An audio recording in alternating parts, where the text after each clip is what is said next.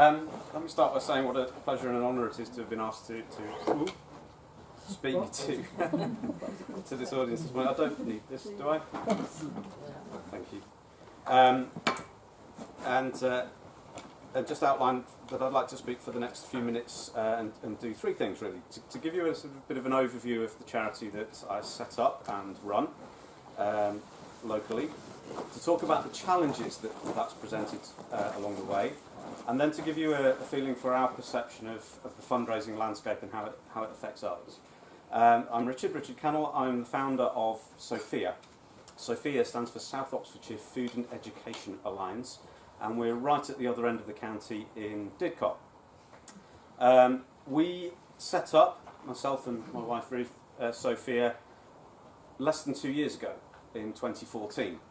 And our background as teachers had led us to a position where we felt that there were a significant number of young people in the county who were not being best served by the education system, and that within the school system those young people would continue not to be well served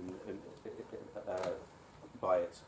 So we decided that we would start to run projects for young people that were disadvantaged, that had poor experiences of school, had poor experiences in their family backgrounds and so on. And that led us 2 years ago to put with our education projects and education programs a real live social enterprise working environment. And that social enterprise element is a food redistribution warehouse. The food redistribution warehouse operates from a 6,000 square foot building in Didcot. It's handled so far in 22 months 500 tonnes of surplus, in-date, high-quality food from the supermarket industry, and it's distributed that food to 90 other charities around the county and slightly beyond the county limits. We think there are two things that make us stand out. I don't use the word unique, because in order to use the word unique I would have to know everything about everybody else. But in order to, I think there are two things that make us stand out, certainly in Oxfordshire. The first is our approach to working with young people. In the 22 months that we've been operating, we've worked with 200 youngsters, 100 of them on a full-time intensive programme.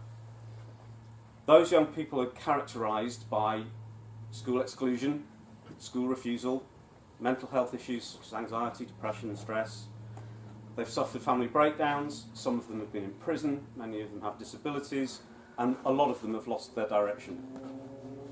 Our starting point is that if the organisations that they had contact with through their lives for the first 16, 17 years of their lives, if they had been working, then we wouldn't be necessary. And if we just carried on doing things in the way those organisations did, you'd get the same result. So the first thing that makes us different, I think, is our approach to education. It's based on three strands. It's based on the real imperative to upskill and empower young people with qualifications. We do deliver qualifications in the same way that the education system does elsewhere. It's a real life work experience, so that we can practice those skills in a real environment, and therapeutic support based around self-awareness and emotional intelligence. And we think those three elements of education are equally important and need to be intertwined all the time. So the young people who come to us for between 8 o'clock in the morning and 5 o'clock in the afternoon, up to 5 days a week for up to 3 or 4 years, they will work with us on a programme that addresses the most pressing need that they have.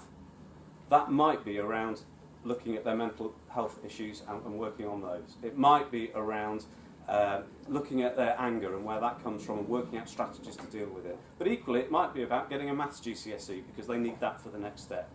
Or actually just upskilling a little bit in practical skills so that they can go on and get a job in the local labour market. So the first thing I think that makes us different is the approach to education.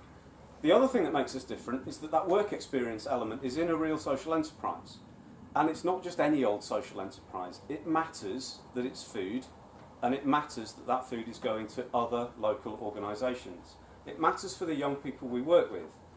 They get that they are doing something instantly that is helping other people in their community. These are young people that have been disempowered and disengaged and disenfranchised their whole lives, and now are doing something that they can see is making an impact elsewhere. That was, I'd like to claim the credit for that, but that's an unintended consequence of putting those two things together, and it's a really powerful one. But the thing that makes that different there is that as a charity, as a small local charity, we're a tiny local charity, we are able to help 90 other organisations be more sustainable.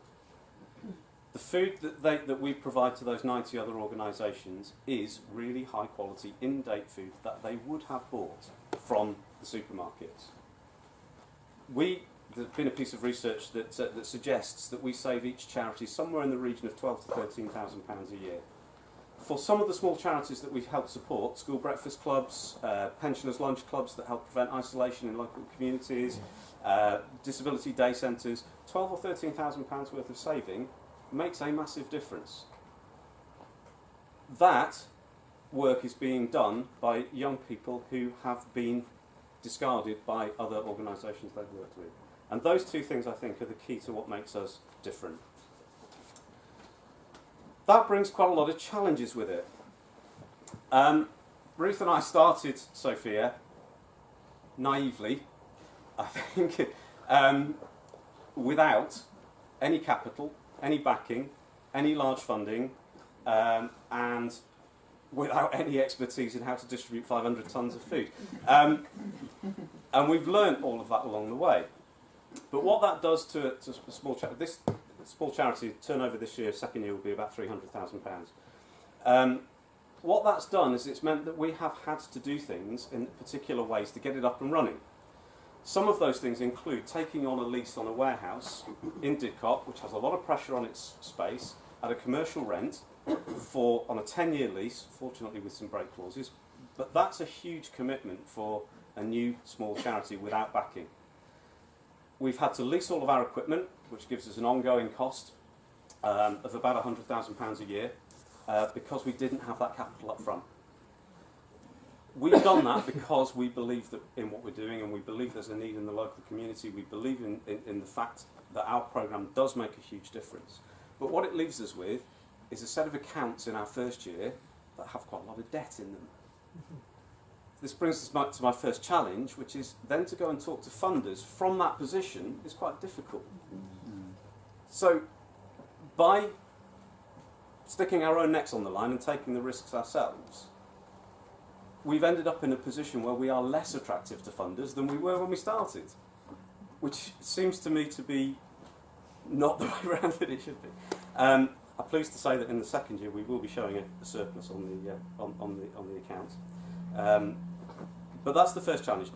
Starting because we know that there is a need in Oxfordshire to do the things we're doing, and doing it from passion and belief and desire and drive, not from, well, where do we find the funding from before we start? That's our first challenge. The second challenge is around, again, the size that we are. We are experts. We are experts in pedagogy. We are experts in, our colleague Kaz is an expert in psychodynamic therapy. We have some expertise in logistics now, thankfully. We have expertise. We don't have expertise in fundraising. We don't have expertise in marketing. We don't have expertise in how to put ourselves out there and sell the story. We run a very, very busy, very stressful environment. It's hard work. There is no space, there is no time to think about another funding application and how to do that. That happens in the evenings, it happens at weekends. The quality of that suffers because of that. We're not able to respond quickly to tight deadlines, we're not able to look at eligibility criteria in detail because we just do not have the resource. The third issue is related to that. It's that wealth of fundraising opportunities that are out there, and the landscape of who will fund what, how will it be funded, what's the application process, what are the eligibility criteria. And it's about the opportunity cost of spending the time looking at those different ways to raise some funds and what the benefit to the organisation will be.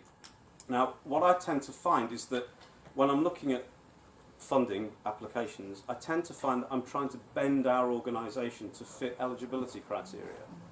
I'm trying to bend what we do to fit rightly, all funders have criteria and eligibility criteria, but instead of saying this is what we do, this is how we do it, this is the impact of it, which I've tried to set out today, what we tend to do is to try to bend ourselves towards an agenda that doesn't quite fit, doesn't quite work, and then puts us under more pressure if we do receive that funding.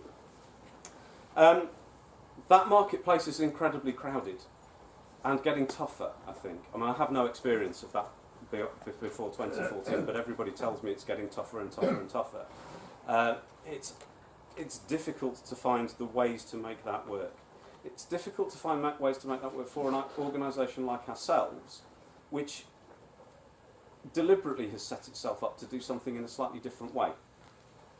Deliberately has set up a model that takes a little bit of time to explain, takes a little bit of understanding, takes a little bit of getting to know us before it works well, and isn't easy to slot into those funding eligibility criteria. We are aware that we need to earn some of our own income. We do make 2/3 of our own income. We make some of that through education funding, but that doesn't always work with the youngsters that we've got. So we're trying to bend what we do to fit the funding regime for the qualifications that we offer. We draw down some of our funding from a membership charge that we make to the 90 organisations that we deliver food to. It's a membership fee because what they do is they order food from us and get it delivered on a weekly basis. So it's the food that they want, not just what we happen to have. We charge them a membership fee for that, but that membership fee then means that we're not saving them as much as we could be if that service was free or at a lower cost. We have to make £100,000 a year from that to keep our warehouse running. If there was another way to find that £100,000, then that would be £100,000 that the local school breakfast clubs and disability centres would be able to use on their services. So the challenges have been great, and I think if we'd known then what we know now, we might not have done it. No, I know we wouldn't have done it if we knew then what we know now. But I think what we have done is created something that is of huge value to Oxfordshire, something that is of huge value to the 200 people we've worked with. We know that that's the case because they tell us, and their parents tell us, and the employers that they go on to tell us. We know that the food is of tremendous value. I was chased out of a primary school last week, which doesn't happen very often, by the school secretary who was chasing me down the path to say, this is amazing, this has made such a massive difference to us. It allows us to do things that we couldn't do before. And that's fantastic. But in order to keep doing that, in order to be sustainable, in order to grow, in order to reach those community organisations that we want to with the food, and to keep working with young people, we need an approach from fundraisers that is a bit more joined up. It's kind of micro version of what Dominic was talking about, a bit more joined up, a bit more responsive to the needs of the organisation to do what it wants to do, is willing to fund core costs, is willing to fund revenue costs into the future in a sustainable way. Quite often we're asked to apply for funds for projects, and that's fantastic, and we can run a project. But quite often what that ends up doing is actually putting more pressure on the organisation because it has to run something else as well as the things that it really wants to do. So funding core costs, having a relationship with us, getting to know us, talking about how that might support our organisation would be fantastic. And that's the role that Jane and the Community Foundation has been helping us with in the first, actually before we set up. We first met Jane in November 2013 and went for a conversation about how the Community Foundation might support. And I'm very pleased to say that in our first 2 years, Jane and the Foundation have been tremendously supportive with some funding, which has helped us to keep going in that period of time. But that longer-term investment, that longer-term relationship is something that I think would turn what has been a struggle, and a worthwhile struggle, into something that would be really tremendously beneficial and could grow and touch more people's lives in really positive ways. Thank you.